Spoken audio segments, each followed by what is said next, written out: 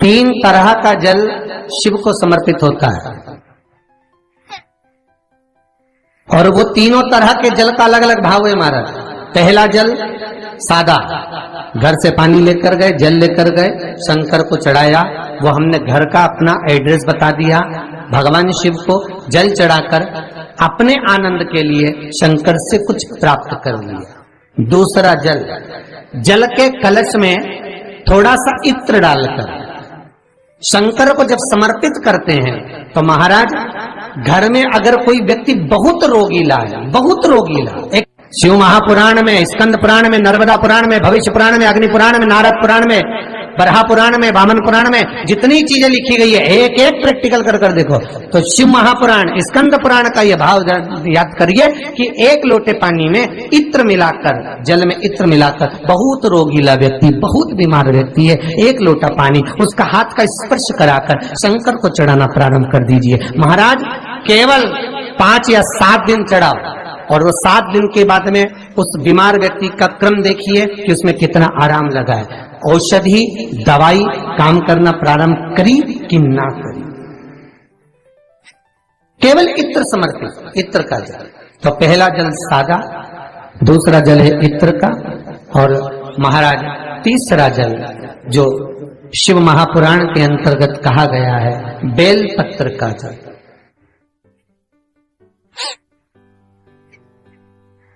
तीसरा जो जल है वो बेलपत्र का जल है। बेलपत्र का जल कैसा?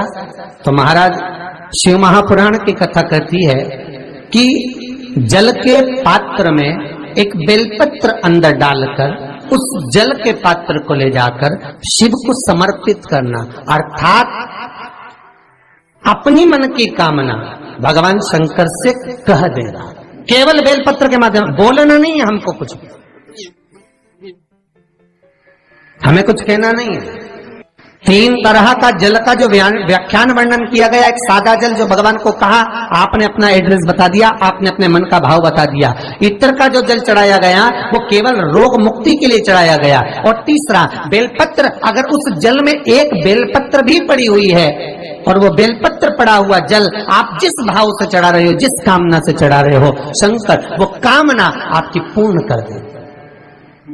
और लिंग पुराण को अगर आप पढ़ेंगे तो उसमें पाएंगे कि लिंग पुराण के अंदर लिखा है कि आप शंकर को अगर जल भी नहीं चढ़ाएं, आप शंकर को वस्त्र भी नहीं चढ़ाएं, आप शंकर को फूल भी ना चढ़ाएं, आप बेलपत्र भी ना चढ़ाएं, अगर शंकर को आपने कुछ भी ना चढ़ाया तो केवल शंकर के मंदिर में 2 क्षण जाकर उस शिवलिंग के सम्मुख में बैठ जाओ, कुछ मत बोलो, केवल मौन होकर उसको निहार लो,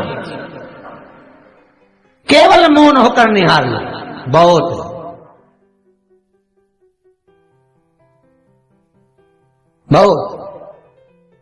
जो हनुमान जी महाराज को 3 तरह की माला समर्पित होती है, एक आंकड़े के पत्ते की, दूसरी बेलपत्र के पत्ते की, तीसरी पीपल के पत्ते की। ये 3 तरह की माला जब शंकर हनुमान जी महाराज को समर्पित होती है, जिस समय पर अगर व्यक्ति के जीवन में बहुत भारी रोग हो गया है, बहुत ज्यादा कष्ट हो गया है, कैंसर जैसी बीमारी भी अगर उसको घेर ली है और किडनी लीवर सब बेकार हो गया, तो निवेदन है पीपल के पत्ते की माला बनवाओ, 108 पत्ते की, और हनुमान चालीसा का हर पत्ते पर स्मरण करिए महाराज। आप हनुमान चालीसा पढ़ते जाओ, माला में गांठ लगाते जाइए, और वो माला जो व्यक्ति कैंसर से पीड़ित है हाथ का स्पर्श कराइए और शंकर को चढ़ाइए। केवल अष्टमी तिथि के दिन ये माला समर्पित होना चाहिए, शुक्ल पक्ष की अष्टमी के दिन। आप 2 या 3 अष्टमी को कर देखिए, अपने आप दवाई लगना प्रारंभ होगी, कैंसर जैसा रोग भी धीरे धीरे समाप्ति पर आएगा महाराज। पर करना शुक्ल पक्ष की अष्टमी को ही। महाराज कोई बच्चा एग्जाम में बैठ रहा है, सीए की पढ़ाई कर रहा है, कोई बहुत बड़े एग्जाम में बैठा, पास हो ही नहीं रहा, बहुत हार गया, बेलपत्री की माला चला। पर बेलपत्र की जो माला है वो केवल प्रदोष पर चढ़ती है श्री हनुमान जी महाराज।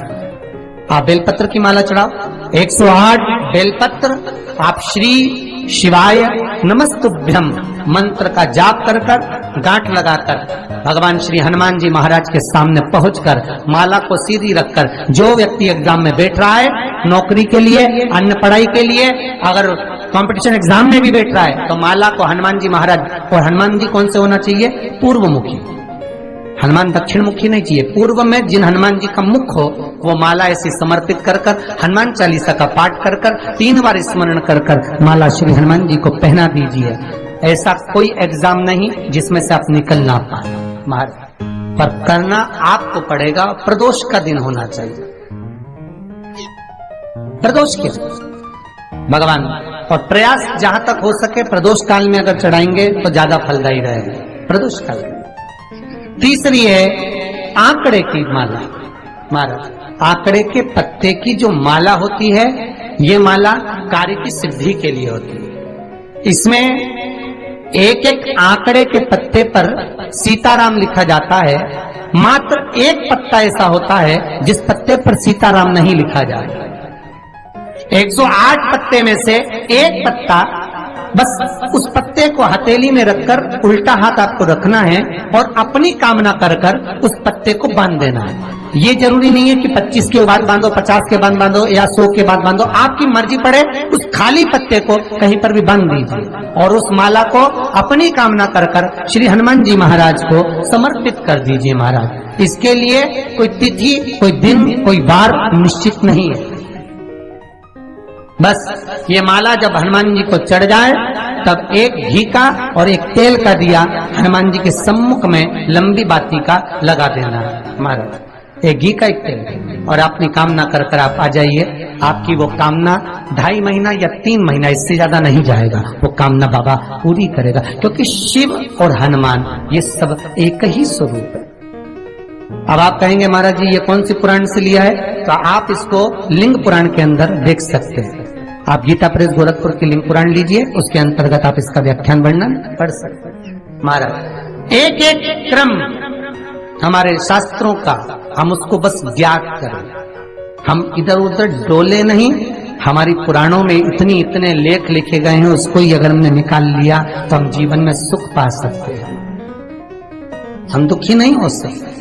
मंत्र कौन सा जो दिया जा रहा है, वो मंत्र कौन सा है जो प्रदान किया जा रहा है? हनुमान जी महाराज ने वो मंत्र जो विभीषण को दिया, और एक विभीषण जिसको लात मार दी गई, एक विभीषण जिसको लात मार कर निकाल दिया गया, जिसके घर का भी ठिकाना नहीं था, वो विभीषण एक छोटे से मंदिर में जो रहता था, तुलसी का क्यारा जिसके दरवाजे पर था, और वो विभीषण जब सीत रावण को देता है तो वही विभीषण को जो लात मारकर निकाल दिया जाता है, तो वो मंत्र कौन सा था जिसको विभीषण ने जपा और विभीषण लंका का अधिपति बन गया?